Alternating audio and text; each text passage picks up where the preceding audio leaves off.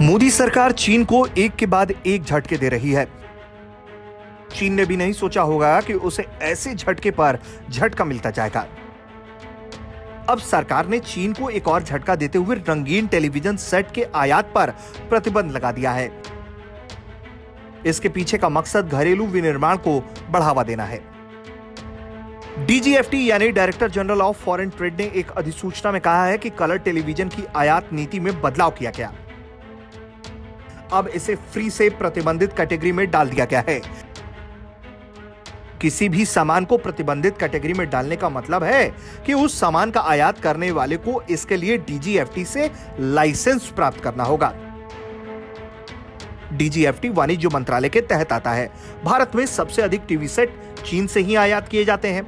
मोदी सरकार के इस कदम के बाद अब चीन को तगड़ा झटका लगने का अनुमान है। चीन समझ नहीं पा रहा उसके खिलाफ शुरू हुआ यह सिलसिला आखिर कब रुकेगा। लेकिन सरकार का मकसद सिर्फ चीन को झटका देना नहीं है। सरकार ऐसा करके घरेलू उद्योग को पंख लगाना चाहती है।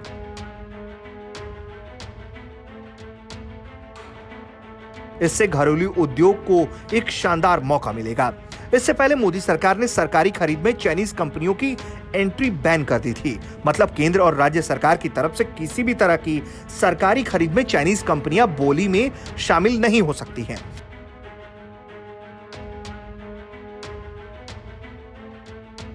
इसके पहले सरकार ने कोरोना काल के शुरुआती दौर में भारत ने एफडीआई से जुड़े नियमों में बदलाव किया था ताकि कोरोना महामारी से पैदा हुए नाजुक हालात का फायदा उठाकर चीनी कंपनियां घरेलू कंपनियों का अधिग्रहण ना कर सकें।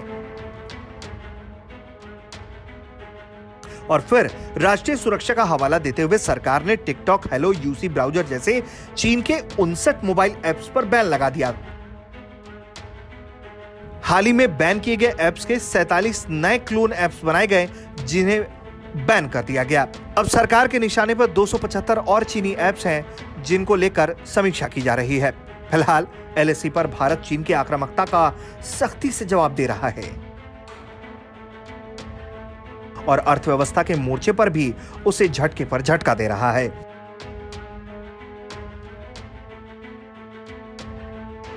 भारत सरकार ने अपने इस कदम से एक तीर से दो निशाने साधे हैं। एक तो शत्रु चीन को चोट पड़ती है और उसकी आर्थिक कमर टूटती है।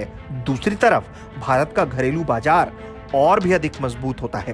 ब्यूरो रिपोर्ट, भारत तक।